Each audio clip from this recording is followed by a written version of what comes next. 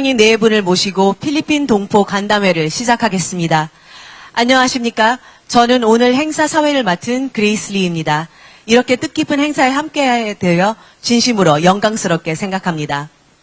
첫 순서로 참석 동포를 대표하여 윤만영 필리핀 한인 총연합회장님께서 환영 인사를 하시겠습니다. 존경하는 이재명 대통령과 김혜경 여사님, 그리고 이 자리에 함께해 주신 정부 대표단과 내기빈 여러분 반갑습니다. 필리핀 한인 총연합 회장 윤만영입니다.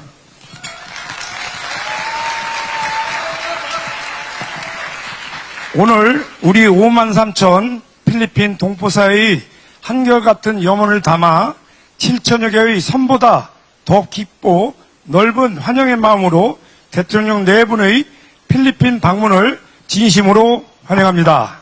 여러분, 우리 다시 한번 대통령 네 분을 위해 뜨거운 환영의 박수 부탁드립니다.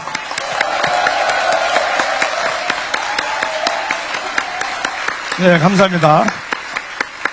우리 필리핀 동포사회는 10개 지역 한인회와 10개 지회가 대사관과 긴밀히 협력하며 동포 권익 보호와 안전 강화, 차세대 육성, 한국 문화 확산, 민간 외교 증진에 힘써 왔습니다.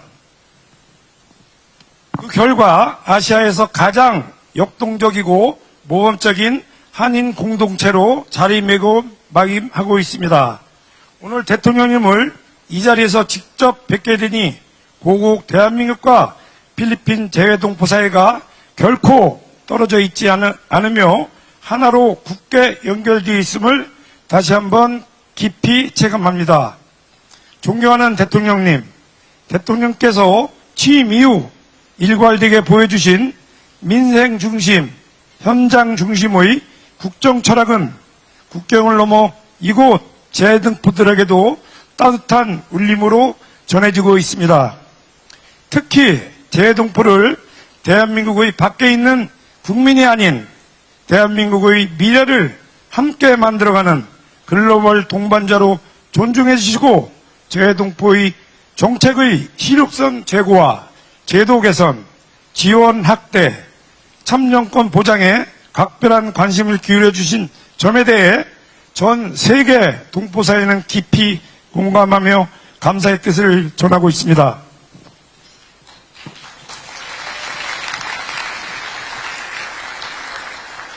국가가 동포의 목소리에 책임있게 답하겠다는 대통령님의 약속은 저희에게 큰 자부심이자 튼튼한 버팀목이 되고 있습니다. 대통령님, 필리핀은 한국 전쟁 당시 아시아에서 가장 먼저 가장 많은 병력을 파병해준 혈맹의 나라입니다. 또한 오늘날 대한민국의 인도 태평양 전략의 핵심 파트너이기도 합니다. 이번 대통령님의 방문을 계기로 양국 간 경제 협력과 투자 확대, 인적 교류와 문화 협력이 더욱 굳건히 발전하여 그 성과가 동포사회에도 실질적인 혜택으로 이어지기를 기대합니다. 아울러 우리 동포사회가 가장 바라는 것은 세계 어느 곳에 있던 대한민국 국민으로서의 권리와 안전이 실질적으로 보장되는 것입니다. 재외국민 보호체계의 강화, 재외동포 교육과 차세대 지원 확대, 동포사회와 정부 간 소통 채널의 제도화, 그리고 재외동포청을 중심으로 한 정책의 안정적이고 지속적인 추진이 앞으로도 흔들림 없이 이어지기를 희망합니다. 존경하는 대통령님과 여사님, 비록 저희는 타국에 거주하고 있으나 필리핀 5만 3천 동포의 마음은 언제나 대한민국의 번영과 함께하고 있습니다. 대통령께서 펼치시는 더 가까이, 더 따뜻하게, 더 신뢰받는 동포정책이 풍성한 결실을 맺을 수 있도록 저희 필리핀 한인 총연합회도 또한 민간 외교관으로서 사명을 다하며 대통령님의 든든한 동반자가 되겠습니다. 끝으로 대통령 네 분의 남은 일정이 건강하고 보람차게 마무리되기를 기원드리며 대한민국의 무궁한 발전과 대통령님의 건승을 53,000 동포 이름으로 두 손 모아 기원합니다. 감사합니다. 진심 어린 환영사 감사합니다. 다음은 대통령님께서 우리 동포 여러분께 따뜻한 격려의 말씀을 전하시겠습니다.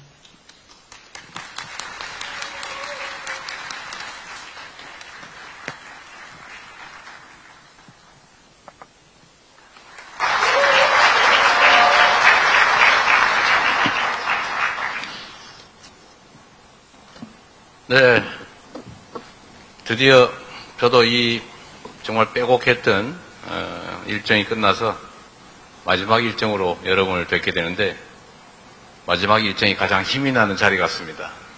네, 감사합니다.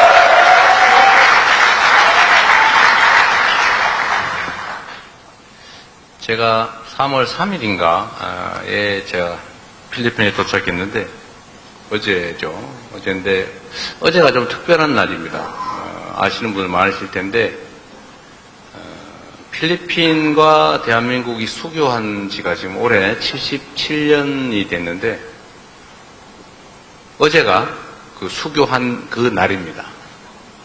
그래서 정말 의미 있는 날이었는데 또 필리핀 교민사회는 또 다른 나라 교민사회와 좀 다른 특성이 있어 보입니다. 규모도 규모지만 뭐 단결한 정도도 화합하는 정도도 좀 달라 보이고 또 역동적이어서 매우 기대가 많이 됩니다. 다 우리 회장님 덕인가요?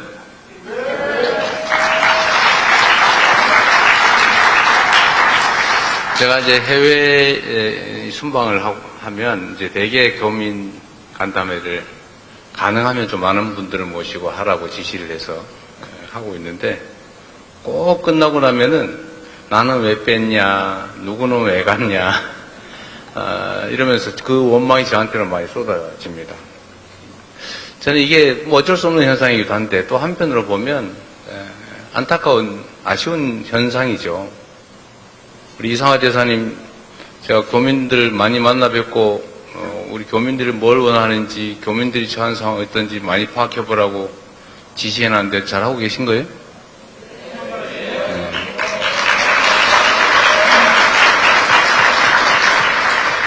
제가 이제 대통령이 되기 전에도 이제 해외에 뭐 출장을 가거나 아니면 뭐 갈 일이 좀 있어서 교민들을 이렇게 만나 뵈면 대체적으로 이제 말씀하시는 내용이 거의 비슷합니다. 뭐 일단은 제일 큰 거는 대한민국에 대한 걱정이죠. 사실 해외에 나와 있으면 국내에 있을 때보다 훨씬 더 좀 객관적이 되고 또 좀 냉철해지는 것 같습니다. 그리고 아무래도 제3자적 시각에서 많이 보게 되는 것 같습니다. 왜냐하면 외국인들을 일상적으로 같이 접하고 있으니까 아무래도 그들의 시각에서 보는 측면이 있겠죠. 그래서 좀 더 우리 국내에 있는 사람들보다는 좀 더 냉정하게 또 팩트에 기반해서 합리적 판단을 하시는 것 같아요. 좀 더. 근데 국내에는 아무래도 막 이해관계가 엇갈리고 그 현장 속에 있다 보니까 좀 약간 다른 측면이 있는 것 같습니다. 그래서 출장을 가면, 해외에 나가면 애국자가 된다라는 말이 그냥 빈말이 아니고 실제로 그런 경향성을 좀 띠게 되는 것 같아요. 또 한 가지는 국가가 우리 재외 교민들, 동포들에게 너무 무심한 것 같다. 혹시 우리를 버려놓은 자식 취급하는 거 아니냐. 뭐 그런 말씀들을 가끔씩 하세요. 그 중에 제일 큰 게 그런 거죠. 투표권 문제. 아니, 나도 이 나라 국민인데 왜 투표를 법률적으로는 허용하면서 사실상 불가능하게 만들어 놓냐. 투표하러 가려면 뭐 몇 시간 심지어 1박 2일 비행기 타고 다니게 만들고 어디 투표할 때도 투표소도 없고 그래서 주권자로서의 권한 행사를 사실상 막는 거 아니냐라는 그런 불만도 많이 있었던 것 같습니다. 또 세 번째로 많은 게 그런 거죠. 현지 공간, 대사관, 총영사관의 역할에 관한 겁니다. 저 사람들이 우리를 위해서 있는 조직인지, 우리를 관리하려고 있는 조직인지, 아니면 이용하려고 있는 조직인지 모르겠다. 그야말로 공직자로서 우리를 좀 지원하고 또 보좌하고 이렇게 하기 위해서 있는 게 아니라 혹시 누리고 지배하고 통치하려고 있는 거 아니냐, 이런 불만들도 있는 거죠. 대한민국 공직사회가 이제 그런 때도 있었죠. 공직사회 전체가 마치 공직자가 되면은 벼슬을 얻어서 이제는 나도 떵떵거리면서 큰 소리 치고 높은 자리에서 이렇게 내려다보면서 살게 됐다. 내가 특별한 존재가 됐다. 이렇게 생각하는 시절도 있었죠. 그런 뭐 잔재가 남아있는지 모르겠지만, 해외 현지 공간들이 우리 교민 동포들에 대해서 존중하기보다는 지배하려고 하는 거 아니냐라는 의구심도 꽤 많았던 것 같습니다. 그런데 이번 정부는 이제 명색이 국민주권정부라고 자칭 타칭하고 있지 않습니까? 나라의 주민은 국민이고, 국민이 맡긴 권한과 국민이 낸 세금으로 더 나은 국민과 더 나은 나라를 위해서 봉사할, 서브할 사람들로 공직자가 있는 것이다. 그 공직자의 최고 우두머리가, 높은 사람이 아니고 우두머리가 곧 대통령이다. 여러분도 그렇게 생각하시게 됐죠? 대답을 안 하는 거니까 날 지배자로 여겨주는 겁니까? 혹시 저 높은 자리에 있는 왕으로 생각하는 건 아니죠? 우리는 왕이 아닙니다.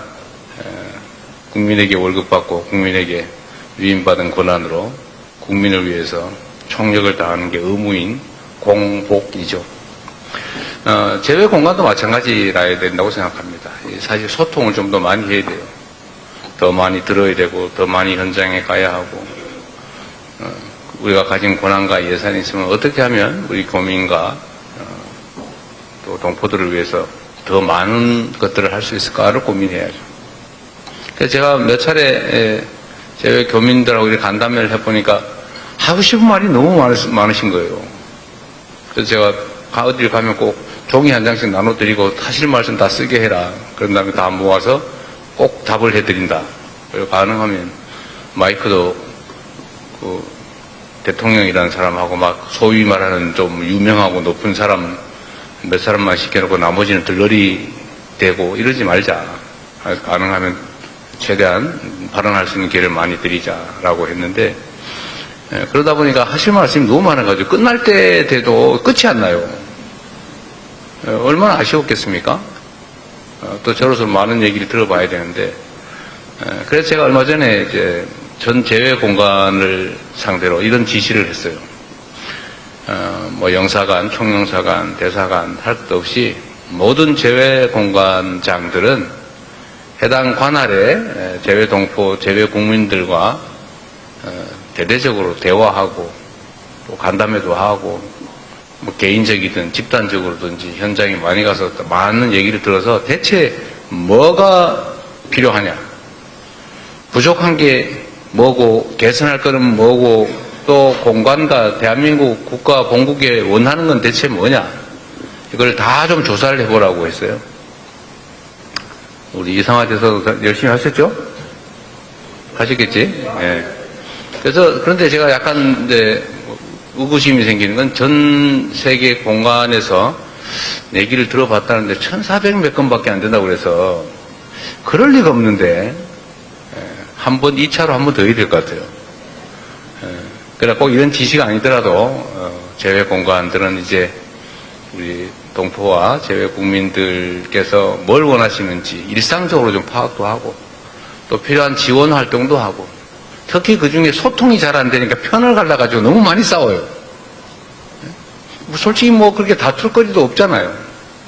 그런데 힘드니까, 말할 데가 없으니까, 그래서 자꾸 갈등이 생깁니다. 그래서 이럴 때는 갈등이 생길 때는 해결하는 방법은 주먹으로 멱살 잡고 해결하는 게 아니고 모여서 얘기를 하면 돼요. 대체 뭐가 불만이야? 뭐가 문제야? 얘기해보고, 합리적인 거 서로 받아들이고, 또 오해, 이런 것도 서로 풀고, 그리고 진짜 다 정리해봤더니 똑같은 객관적 사실에 대해서 의견이 다른 경우가 많아요. 그거 어떡하겠어요? 그건 서로 양보해보고, 타협해보고, 안 되면, 그거야 뭐 정말로 이해관계가 충돌하면 권한을 가진 사람이 정리해주면 되는 거고, 또 우리가 같이 사는 세상인데 어떻게 다 똑같겠어요? 너는 그렇게 생각하는구나. 나는 이렇게 생각해. 라고 하고 서로 인정하고, 그러고 난 다음에 그 전제에서 과도한 오해, 적대감 이런 걸 없애면 서로 같이 어우러져 잘 살 수 있지 않습니까? 특히 재외 교민들은 외롭고 힘들지 않습니까? 아닐지도 혹시 모르겠는데 대체적으로 외롭죠.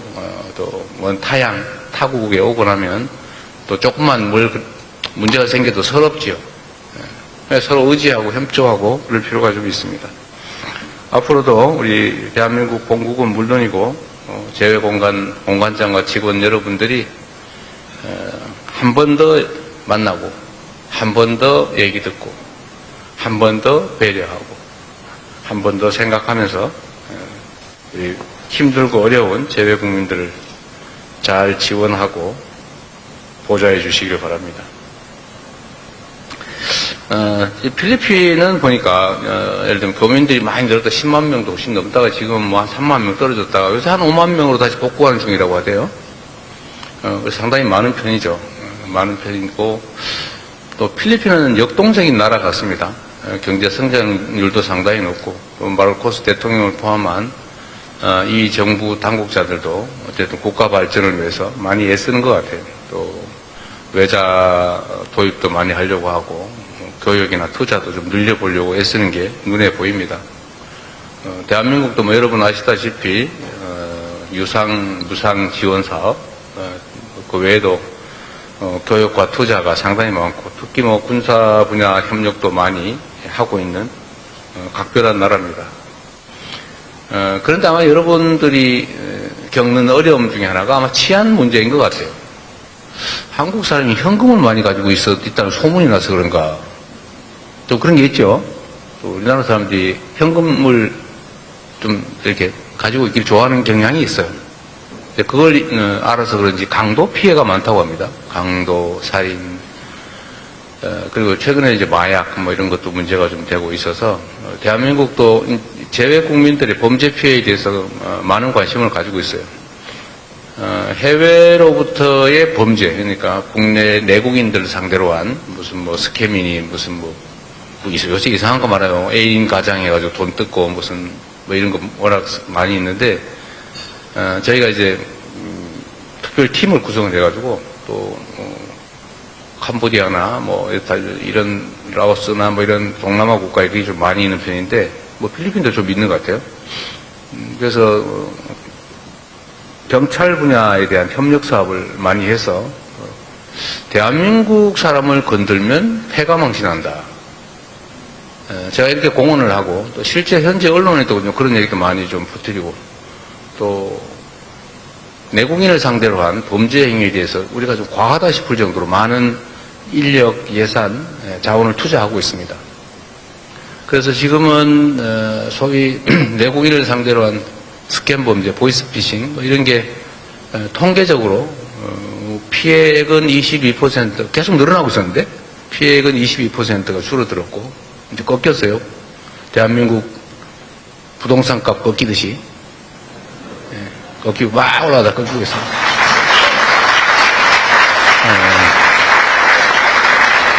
한국 사람을 상대로 한 국제 스캠 범죄들이 계속 증가하고 있었는데 이게 팍 꺾였습니다. 그래서 건수로는 25%, 액수로는 22% 뭐 이 정도 줄었다고 해요. 근데 계속 저희가 압박할 겁니다. 인력도 많이 늘리고 있고 국가 정보기관들도 현지에 활동들을 좀 많이 하게 제가 배치를 하고 있는 중입니다. 근데 내국인들의 피해는 이렇게 많이 줄어들고 있는데 이제 현지 우리 교민들 피해가 계속 늘어나는데 필리핀인 것 같아요. 제가 어제 마르코스 대통령께 이런 공식적인 부탁도 드렸습니다. 정상회의 석상에서 아는 분은 알 텐데 그 무슨 박땡열이라고 있죠. 한국 사람 3명을 살해했다고 하더니.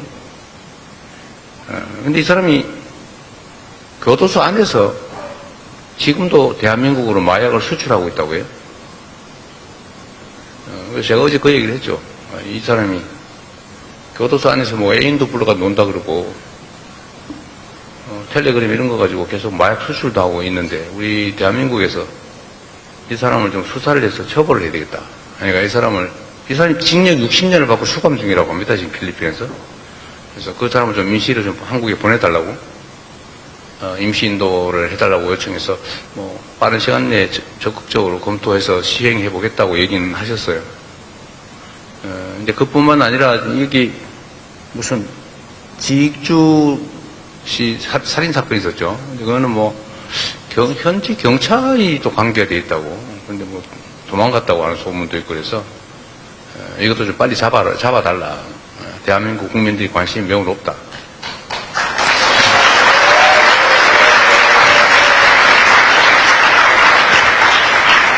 어제 그렇게 말씀을 드렸고, 최선을 다하겠다고 말씀을 주셨어요. 이제 우리도 이렇게 국민들의 관심이 높은 모든 뭐 범죄 피해가 똑같이 억울하지만 그래도 일반 예방, 그러니까 다시는 다른 사람들이 이런 짓을 못하게 막는 효과를 위해서는 국민들이 잘 알고 있는 사건에 대해서 더 관심을 더 기울이고 주력할 수밖에 없습니다. 그런 측면도 있으니까요. 그래서 이 지익주시 살해 사건 주범도 필리핀 당국이 좀 더 역량을 기울여서 잡아보겠다고 했고, 우리 대한민국도 사실 특별한 역량을 좀 투입해서라도 좀 잡아볼까, 체포하는데 총력을 다해볼 생각입니다.